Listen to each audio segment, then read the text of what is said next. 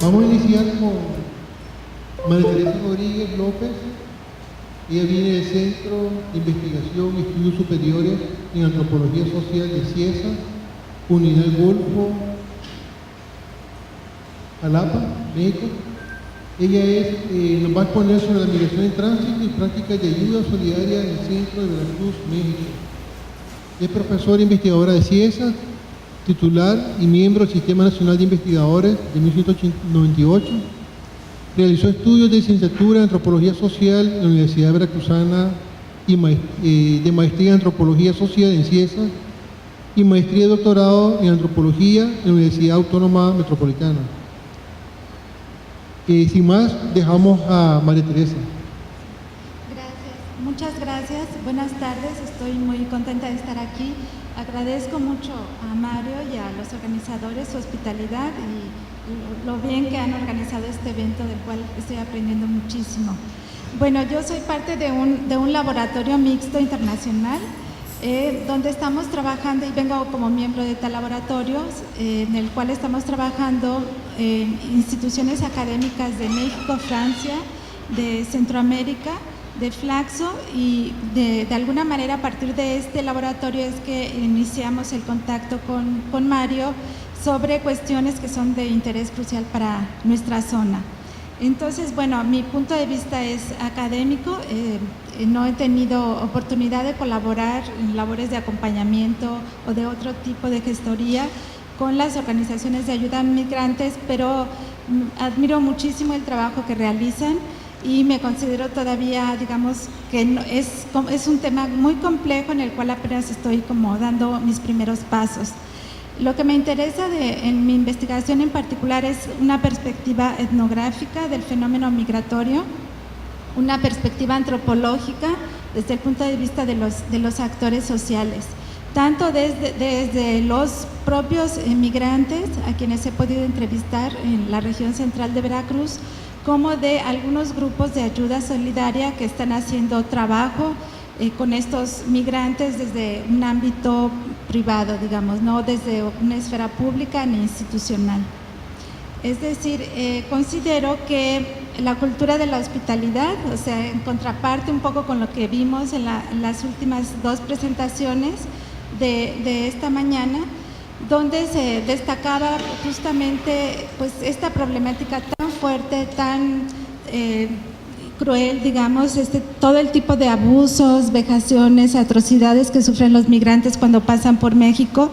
lo cual es escandaloso y el gobierno mexicano no ha sabido resolverlo, antes bien se ha coludido de alguna manera con las mafias y otros actores que causan mucho sufrimiento a las personas que pasan por nuestro país. Sin embargo, también quisiera destacar, que ustedes mismos lo saben porque muchos forman parte de esto, que la existencia de grupos solidarios, de realmente una cultura de la hospitalidad que se va gestando en torno a los lugares por donde transitan los migrantes. Y eso es una forma también de considerar que las personas responden y tienen esta capacidad de agencia ante problemáticas que en determinado momento pudieran parecer ajenas, pero que en el curso de esta historia del fenómeno migratorio se han ido creando una serie de redes, organizaciones, grupos de ayuda de distinta índole, de distinta naturaleza, desde distintas plataformas, pero siempre con la idea de apoyar a los más desprotegidos. Entonces quiero señalar brevemente solamente una experiencia que muchos de ustedes han escuchado, quizás, seguramente todos conocen el caso de Las Patronas, este grupo que está en el centro de Veracruz, y es el que más ha salido a la luz pública. Pero lo que quiero señalar ahora es que no es el único, sí el más visible, pero que también otras personas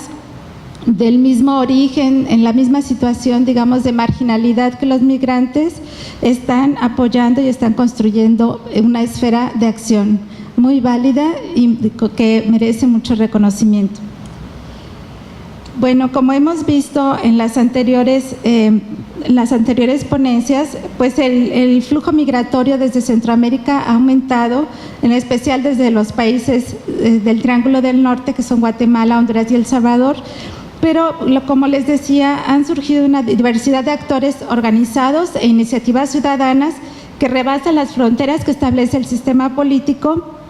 y constituyen formas que son hasta cierto punto maneras independientes de hacer política, aunque no se asuman como organizaciones con fines políticos. Lo que yo quiero reiterar aquí es que la incapacidad del Estado para responder ante cuestiones de orden institucional ha generado un desplazamiento hacia la sociedad civil como lugar de respuesta ante las problemáticas que no alcanza a responder.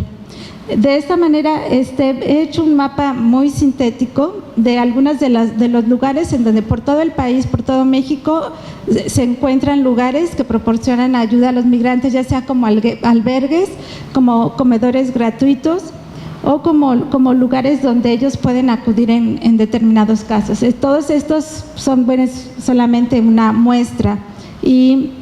en casi todos los estados de la República vamos a encontrar que existen este tipo de organizaciones. El incremento en el número de personas en situación migratoria irregular hacia Estados Unidos o hacia México ha incidido en un incremento de su vulnerabilidad y en la deshumanización de las relaciones sociales que se tejen en su entorno. Se han multiplicado las formas de violencia que se ejercen sobre ellos y los controles fronterizos que impiden los accesos legales y documentados. Y trato pues de señalar que frente a las limitaciones y condicionantes jurídicas se producen respuestas sociales para y desde los grupos subalternos y la construcción social de redes de apoyo humanitarias y contractuales. De tal manera que se trata de un énfasis en lo privado, en la revaloración de lo privado y en la confluencia de individuos organizados en torno al interés común, que es la participación en la solución de problemáticas desde diferentes plataformas. Una de las que destaca, por supuesto, es la plataforma religiosa. En el caso que nos ocupa, ello no significa un rechazo a la identificación con el Estado necesariamente, es decir, la gente de las ciudades y de los lugares por donde transitan los migrantes y que se presta su ayuda a veces de forma individual, a veces de forma semi-organizada, no lo hacen de una forma consciente en rechazo al Estado, sino desde una mirada dirigida a aquellos que transitan por su propio espacio local y demandan ayuda ante sus ojos. Pues se trata de una reivindicación de la privacidad, la pluralidad y la libre asociación desde la fe muchas veces, pero otras veces simplemente desde motivaciones de carácter humanitario.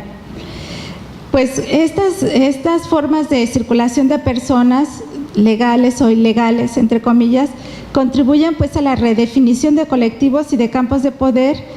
que se movilizan en el proceso de tránsito, ¿no? Entonces, me interesa sobre todo ver qué tipo de respuestas se están generando desde los espacios locales.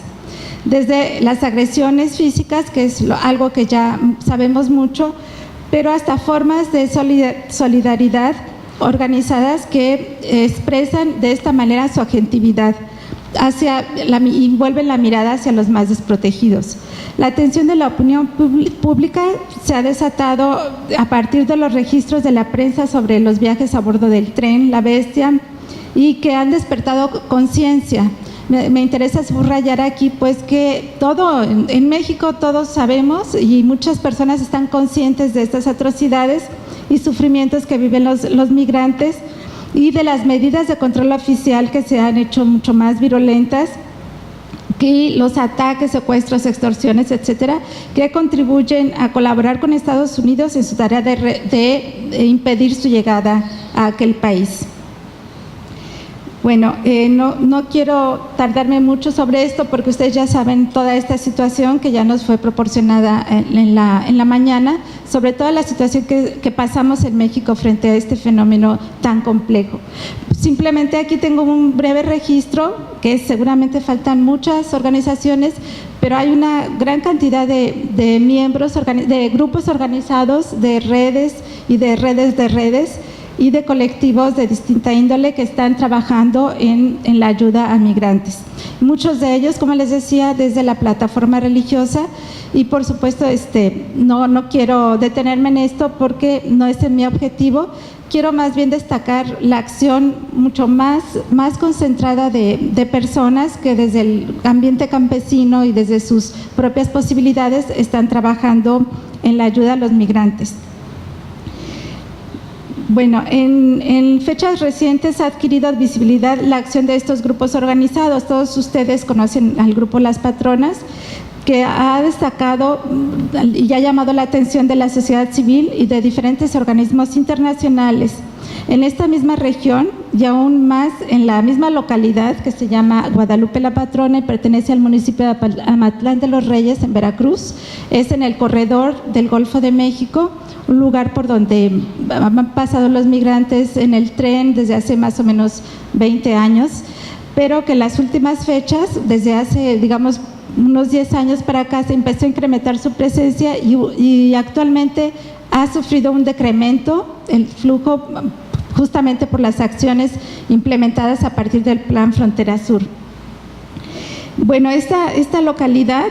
se localiza en el centro de Veracruz, como les decía, junto al Pico de Orizaba, y es una localidad muy pequeña, más bien el municipio es pequeño, cuenta aproximadamente con 40,000 habitantes, y existen dentro de este municipio las congregaciones, una de las cuales se llama La Patrona,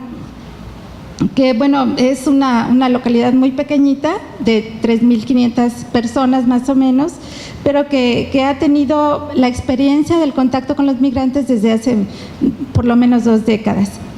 En esta localidad, que es atravesada por la carretera que une Amatlán con otras localidades, cuenta con cambio de vías de la línea de ferrocarril que comunica Córdoba y Medias Aguas, y es por ello un sitio de paso de migrantes, es paso obligado del tren, y es una de las rutas desde el sureste mexicano que han sido más socorridas hacia el centro y noreste del país. Como decíamos, se están modificando estas rutas, pero aún así las mujeres de Las Patronas y otro grupo que se llama Vive Migrante, quienes sin figurar en la escena pública tienen una incidencia práctica y simbólica en la vivencia de los migrantes y en la suya propia,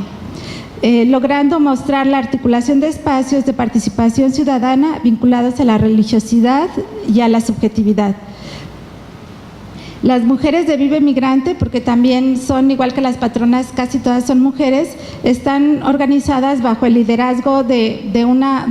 señora de la localidad, Clementina Romero,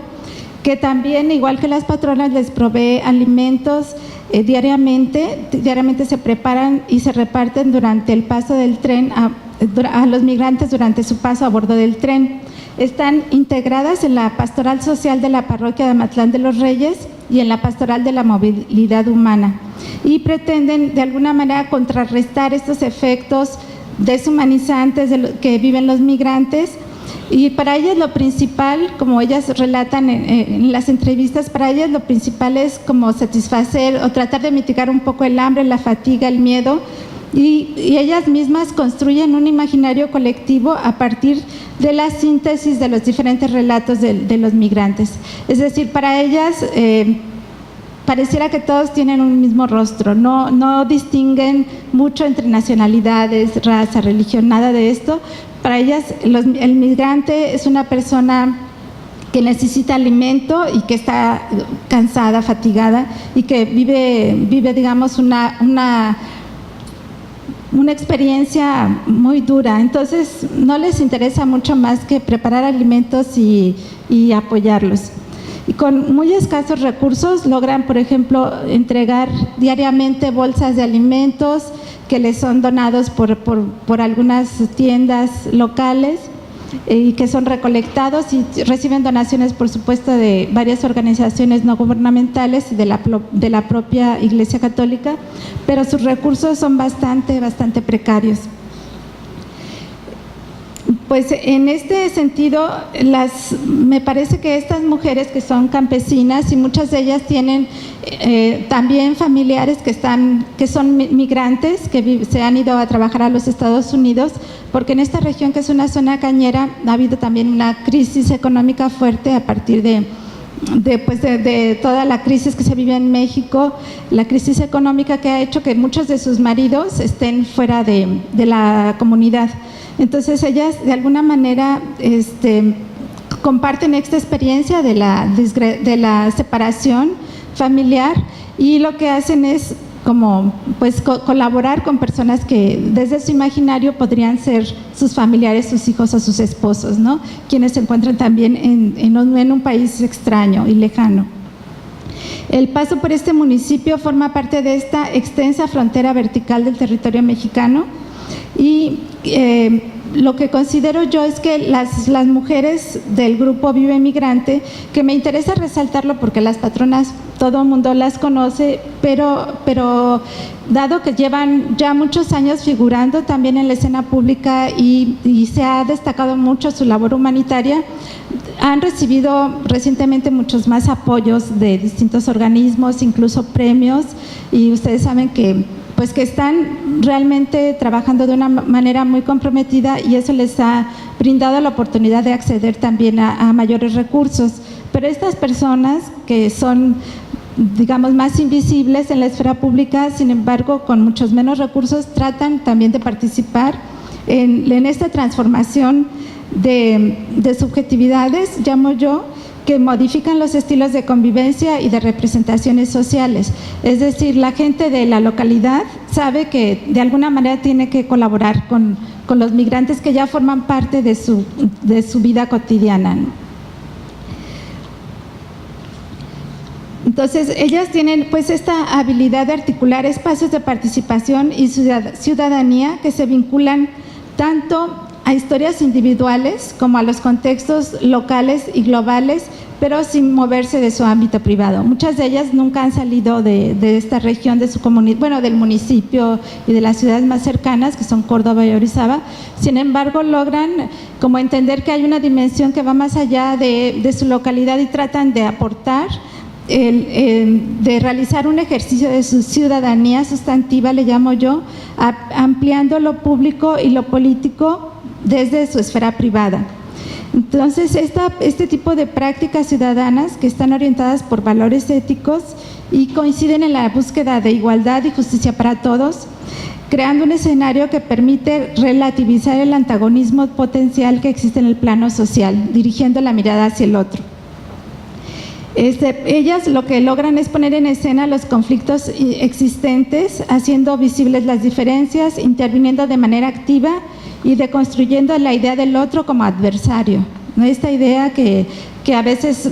el estigma social que tiene el migrante que no tiene papeles y que en muchos otros contextos se considera un enemigo, para ellas es como más bien deconstruir esta idea. Y aludiendo a un concepto de ciudadanía que no se refiere a la lista de derechos acumulados, digamos, no hay esa conciencia de derechos acumulados sobre la idea de los derechos universales, sino que, digamos, no se trata de conjunto de derechos formalizados que pierden sentido fuera de un contexto y de las relaciones sociales donde ellas realizan su práctica. Es decir, no hay un discurso que rechace abiertamente el Estado, sino más bien hay un ejercicio y una respuesta frente a su ausencia. Entonces, este tipo de responsabilidad hacia los otros está, desde mi punto de vista, en la base del comportamiento solidario y revalora el espacio privado como ámbito de asociación y organización. Y no necesariamente su trayectoria, si bien sí está avalada por la Iglesia Católica, pero existe un grado y un nivel de autonomía y de toma de decisiones que muchas veces está totalmente independiente, no totalmente, pero sí independiente hasta cierto punto de la autoridad de la Iglesia, de la jerarquía local y de las acciones y apoyo del mismo sacerdote y de la parroquia.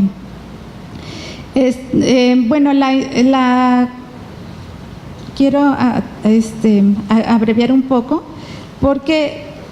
como les decía, este tránsito migratorio por la zona data por lo menos desde hace 2 décadas, y incluso hubo un tiempo en que estuvo en funciones una casa del migrante en la ciudad de Orizaba, muy cerca de la comunidad, pero que funcionó solamente durante 4 años debido a las presiones ejercidas por los vecinos, quienes consideraron amenazante la presencia de los centroamericanos. Como nos decía hace rato un compañero, ¿no?, que en Guadalajara también los vecinos muchas veces son asusados o son compelidos a rechazar la presencia de las casas para migrantes porque hay un miedo, un temor y un estigma hacia su presencia. Y en este momento, pues, cuando desaparece esta casa del migrante en la colonia Modelo, que estaba en la ciudad de Orizaba, surgen otros colectivos que tienen, como les decía, menos visibilidad, pero que apoyan a las personas, digamos, de forma individual, ofreciéndoles a veces su casa, ofreciéndoles dinero, ayuda monetaria cuando transitan por cruceros, semáforos, incluso comida. Es realmente muy interesante ver que hay una reacción de no sé, no se puede decir qué tanto por ciento de la gente los apoya, pero ellos sienten este tipo de colaboración en este tránsito. Claro que eso no implica que no sufran también otro tipo de atropellos, pero esto ha dado lugar a que algunos hondureños, sobre todo, se hayan establecido en la zona a partir del establecimiento de relaciones de pareja que les brinda ciertas condiciones de estabilidad. Sin embargo, la condición y sentimiento de ilegalidad tiende a perdurar dependiendo de cada caso en particular. Y en esta comunidad ya hemos encontrado varios hondureños, sobre todo, que se han establecido en esta zona, estableciendo relaciones de pareja y tratando de pasar de alguna manera desapercibidos, como a veces las situaciones y las condiciones extremas les obligan un poco a negar su identidad como hondureños o como salvadoreños. Hay algunos casos han adquirido mayor visibilidad y se fundan muchas veces en una especie de orgullo étnico, como ocurre con algunas personas de la etnia garífuna que residen en la zona y que han accedido más bien que han accedido a espacios de visibilización, pero a partir como de sus características étnicas y tratando de resaltar sus singularidades, sobre todo a través de la música y ese tipo de cosas, ya han sido como bien aceptados en la comunidad de Córdoba, en la ciudad de Córdoba, pero esta es más bien la excepción. Aún con este reducido margen de acción, los hondureños que se han establecido en la zona han mostrado una capacidad de agencia a partir de la visibilización, de la visibilización de la diferencia cultural y étnica, y han activado saberes y prácticas que se traducen en estrategias de subsistencia en el nuevo entorno. Con el paso del tiempo han establecido incluso redes que favorecen su inserción en el contexto local y regional, pero esto es más bien la excepción. La mayoría de los hondureños y salvadoreños que se han quedado en la zona tratan más bien de insertarse en las estructuras locales y tratar de no ser estigmatizados, pues tratando de más bien de no hacer tan visible su diferencia cultural. Como comentario final quisiera señalar que los migrantes en este sentido no son desacreditados en todas las relaciones sociales, ni son discriminados por su pertenencia a un grupo étnico en todos los casos, sino que su condición de exilio, si bien los excluye de determinadas interacciones sociales, en muchos otros casos promueven y generan la solidaridad de grupos organizados con quienes comparten su mundo estigmatizado y construyen lazos afectivos fuertes que culminan en nuevas relaciones, a veces de pareja, a veces de amistad y de solidaridad. El estigma social muchas veces dificulta sin duda la condición ciudadana y constriñe a que sus participantes traten de permanecer en la invisibilidad. Pero este estigma, en el cual la identidad personal y la social se separan en el mundo de la persona y el control de la información sobre sí mismo, tiene un valor especial en las relaciones que se establecen en la ruta. Sin embargo, este estigma, como les decía, también permite la expresión y la solidaridad de otros grupos organizados que frente a la desgracia y frente a la problemática tan fuerte que vivimos en México en torno a esto, logran construir espacios de esperanza y de apoyo para los más desfavorecidos. Muchas gracias.